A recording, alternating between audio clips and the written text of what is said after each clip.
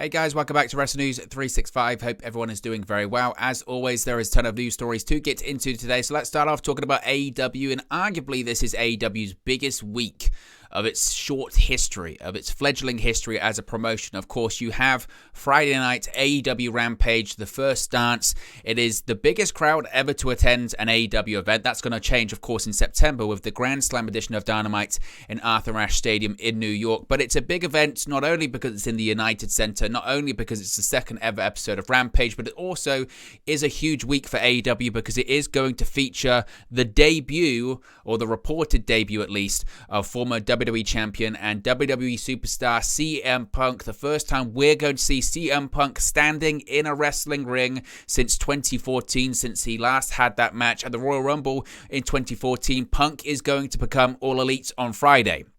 At least we think, but he is. He is. So there's a lot of discussion right now on Punk, his debut for AEW, his impending arrival, and there's some discussion right now about backstage discussion on his debut on Friday, and certainly the reaction from AEW's television partners, those at Warner Media, TNT, TBS, etc., as to what they're expecting when it comes to Punk in All Elite Wrestling. Now, of course, while it's still not confirmed right now, former WWE Champion CM Punk is expected to make his long-awaited return to professional wrestling when he debuts on AEW this coming Friday. Now, Punk is rumored to debut on Friday's special The First Dance edition of AEW Rampage at the United Center in Chicago, and then possibly make his in-ring debut for All Elite Wrestling on the All Out pay-per-view on September 5th from the Now Arena, of course, in Chicago as well. Now, in an update, TNT officials are reportedly operating on the assumption that Punk is coming in to AEW. This is according to a report by Fightful Select, which of course is their Patreon service. Be sure to check that out and subscribe. They've been dropping so many big scoops and information over the course of the last few months. They, of course, were the first to break the story about Punk negotiating for a return to professional wrestling. So if that's not a good enough reason to subscribe to Fightful Select, I don't know what is. So be sure to check those guys out. So they're reporting, which is quite interesting, that I mentioned that TNT officials are working on the assumption that Punk is coming in. They themselves haven't, at least they're saying to Fightful, haven't had the confirmation that Punk is indeed or isn't coming in. Now, of course, I think everyone knows he is coming in, and AEW at this point haven't been one to shy away from stoking that fire, and certainly they haven't been one to come out and just completely dismiss it. That's not happening. They haven't been doing that, which again leads to a lot of people saying he's definitely coming in, because he is. But it's interesting, of course, because TNT were reportedly a little bit upset when Sting made his AEW debut back in December that Tony Khan hadn't informed the network that was going to happen. They said, look, when a big name like Sting comes back in, you let us know that it's going to happen and you promote it ahead of time. Well, I guess Tony Khan has kind of half done that this time. AEW haven't openly said CM Punk's going to debut on Friday, but it's out there. Everybody knows. And I don't know if this was by design by AEW, but if it is, it's genius. They've managed to sell out an arena on a rumor. They managed to get all of these people watching on Friday on a rumor. Now, I know people would have preferred that it was kept a surprise, but this is kind of the best of both worlds, I think, when it comes to AEW, so you have to commend them on how they've managed this one.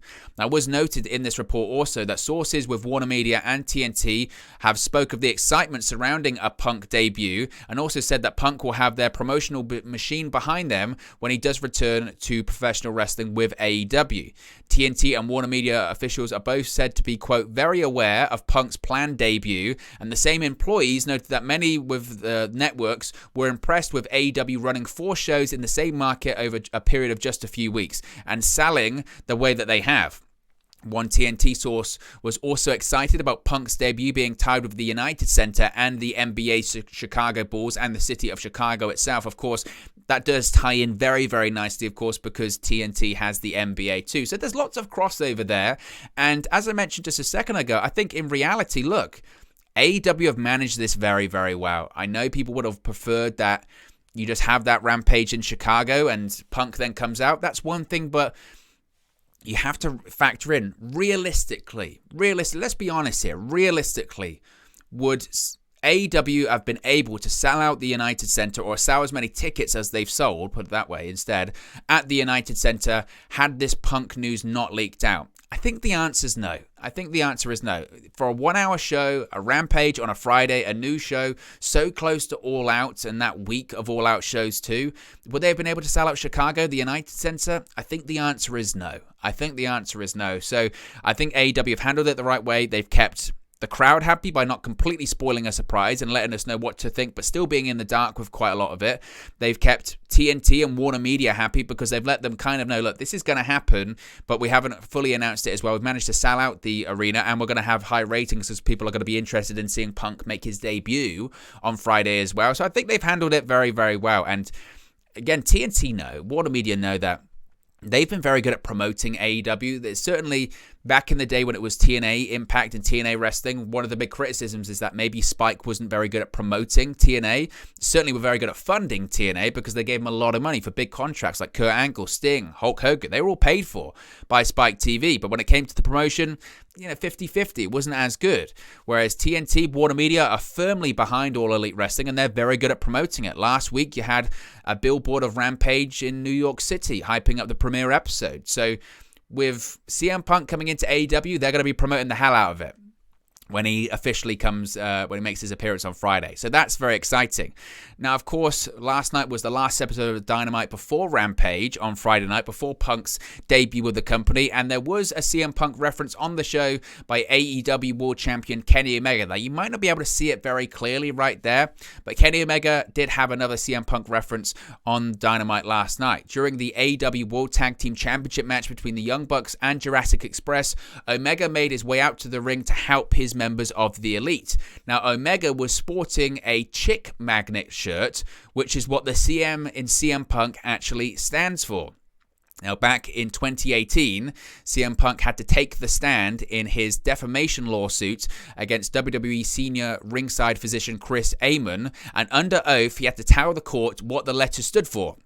Now, Punk in the past, of course, has publicly given numerous answers to the true meaning, but during the trial, he confirmed that it stood for Chick Magnet from his backyard wrestling days when he was in a tag team called the Chick Magnets. Now, of course, in the past, he's referenced it standing for Charles Montgomery, Cookie Monster, Chicago Made, all that kind of stuff, but he has indeed confirmed that it stands for Chick Magnet, so that's too much of a coincidence for it not to be a reference to CM Punk, let's be honest there. So it's definitely a reference to CM Punk. A couple of weeks ago, Kenny Omega was wearing a shirt that had Cookie Monster on it as well, which again has been a reference to CM Punk. So it's these kind of very subtle hints, along with the big story that Fightful broke, that he indeed is coming into AEW, that is getting people excited, very excited. Now, of course, this isn't the first Punk Easter egg we've seen on Dynamite over the course of the last few weeks. You've got Darby Allin saying he wants to face the best in the world. You've got MJF kind of doing the pipe bomb promo a couple of weeks ago. All of this stuff. You even got Punk doing an All Elite reference when he was doing his MMA commentary over the weekend as well. There's lots of subtle hints. I know that there are still some people that think this is all a giant swerve because maybe that's what we've been conditioned to think as pro wrestling fans over the year, but it's not. CM Punk is indeed coming into AEW. I would be absolutely floored if Punk did not debut on Friday, because what a massive L for a company that would be. That you sell out the United Center, a historic arena in Chicago, not with the promise, but with the expectation that CM Punk is going to be there, and you don't deliver that, you'd have some really unhappy fans. That's the kind of heat you don't want. That's how you turn away fans. That's how you lose credibility with fans as well. So I would be floored if that actually happened, but I don't think it will. I really don't. Now, of course, last night on Dynamite, we saw the final chapter in the 5 Labors of Jericho as Chris Jericho faced off against MJF. And MJF defeated Jericho in the 5 Labors of Jericho Chapter 5 finale on last night's Dynamite. Now, Jericho, of course, wasn't allowed to use his finisher, the Judas effect, and he couldn't come out to the ring in his usual theme of Judas by Fozzy. Now, Jericho's fans, of course, had his back, though, as they sang him down to the ring for the main event bout. If you haven't seen it, it's a pretty cool moment. It's a moment that, obviously, without fans, you just can't do. But I recall that when Jericho, the fans first started singing along to Judas, which was right before the pandemic. I mean, right before the pandemic. I know, obviously, it got bigger with the extras and the other wrestlers at ringside singing along to Judas, but it was right before the pandemic that this whole starting to sing along to Judas thing really started to happen. It was at that AEW Revolution show in 2020, I recall, when it was really starting to happen. But last night, they really played into it, and it was a test. You know, they've been hyping up on social media, putting the lyrics out there of Judas. I don't know if did they put them on the screen or did they hand them out? I don't know. Either way, the crowd sung the song. It was an amazing moment, singing it a cappella with the crowd, and that's what they were aiming for. They were aiming for a moment. They were aiming for a moment with that entrance, and they nailed it. They absolutely nailed it. Now, near the end of the match, MJF attempted to use his Dynamite Diamond ring, but it was taken away by referee Aubrey Edwards. Jericho then used his baseball bat on MJF and nearly hit the Judas effect, but he paused, which gave MJF enough time to do the Judas effect on Jericho himself. MJF eventually got the tap-out victory on Jericho by applying a Fujiwara armbar, the salt to the earth, on Jericho's still injured elbow. Now, of course, Jericho had previously beat Shawn Spears, Juventud Guerrera, Nick Gage, and Wardlow to get to this match. I was surprised initially that they gave away this match on Dynamite, but I think there's another match here. I think they will do a match All Out, and I think Jericho will do something big to get that match against MJF. People have been talking about this being a retirement tour of sorts for Jericho.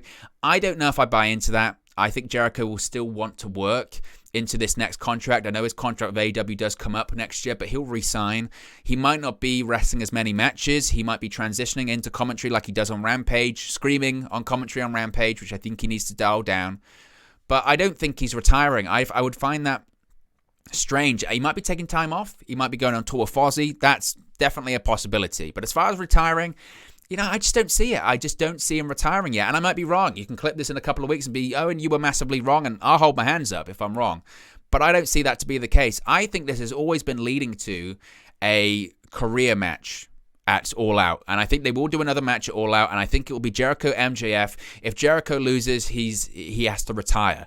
And I think that does hold some credence there because people are starting to believe that Jericho may retire. The problem is with retirement matches, Triple H has done a lot of them.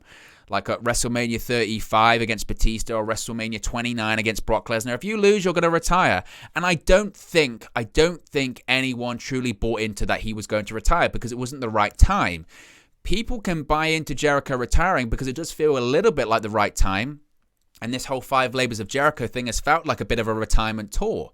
So it could be in the realm of possibility that they would do a retirement match, but I think Jericho would win that match because I don't think he retires just yet. So that's going to be interesting to see whether they go in that direction. I thought the match was okay. It was a good television main event, but I think there's more that they're going to tell. This story's been going on for a while. I hope it does end All Out because I think, certainly from an MJF perspective, I want to see him move on to other things. As far as Jericho, who does he face next? That's a difficult one. That really is a difficult one. I've still been saying that I could see... I think, for instance, this is why I don't think Jericho's retiring, is I think you have to do Jericho Sammy Guevara. You have to at some point. How they get to that point, I prefer Sammy as a babyface. I think that's where his money is in the future. And I think Jericho's money is still as a heel. So whether it comes to Jericho taking out his frustrations on Sammy, I don't know. Maybe Jericho does retire at Dynamite, at All Out, and becomes Guevara's manager for a little bit, and then screws Guevara out of winning the TNT Championship, and Jericho comes out of retirement and they face off. I don't know. There are ways around it, certainly, but I don't think Jericho's retiring. But I do think they might be building towards a retirement match in September. Now, last night also saw Dan Lambert back on AEW television because American Top Team's Dan Lambert made his return to AEW on Dynamite last night, bringing former UFC champions Junior Dos Santos and Andrei Arlovsky along with him. Now, Lambert, of course, showed up last month with UFC fighter Jorge Masvidal and UFC bantamweight and featherweight champion Amanda Nunes. Initially in the crowd, Lambert made his way to the ring to rip on AEW, calling the product unwatchable. Now, while cutting his promo, Lance Archer made his way out to the ring and clocked Lambert and then hit his finisher, the Blackout, on him. Well, last night, Lambert continued to rip on AEW and wrestling fans in general. He brought his guys this time to make sure he didn't get jumped, but Lance Archer still made his way to the ring in an attempt to attack Lambert once again. But this time, Archer was stopped on the ramp by Ethan Page and Scorpio Sky, who beat down Archer, much to Lambert's approval. So I don't know if Lambert's going to be like a manager for Ethan Page and Scorpio Sky. I don't think someone like Ethan Page needs a mouthpiece at all. Look, I thought the promo he did previously on Dynamite was pretty good, actually. Last night's felt a little bit I'll try anything to get boos. I'm not against the gimmick. I'm not against the gimmick of ripping into AEW, calling it unwatchable, because there's a portion of fans that would agree with him. Not AEW fans, but there would be a portion of fans that would agree with some of the things he's saying. He's playing a Jim Cornette role. Like, imagine this was Jim Cornette instead. I don't think that's ever going to happen, by the way, but imagine. That would be incredible. So I think that character can absolutely work in that audience. Whether Dan Lambert's the guy to do that, look, I know he's a big pro wrestling fan. He's got an amazing bout collection and memorabilia collection. He was in Impact for a brief period of time doing American Top Team stuff. So I could certainly... He's got the chops to do it. Whether or not it really works, I felt the promo last night was a bit try too hard. I thought last night they were trying to go for like a Pete Rose kind of thing at WrestleMania 14. Just completely ragging on the crowd, and Lance Archer keeps coming out like Kane and just destroying him. Where this is actually leading to, I have no idea. I have no idea where this is leading to. The Men of the Year, I guess, are now involved in it somehow. But Dan Lambert being a representative for them, I don't know if I have any interest in that. I really don't. But it's interesting to see where they'll go with it. But to be honest, I thought the segment was a bit of a miss last night. But I think that character can work. I do think that character can work. Whether or not Dan Lambert's the right guy to do it, time will tell. This was interesting last night because Paul Wight's in-ring AEW debut has been confirmed.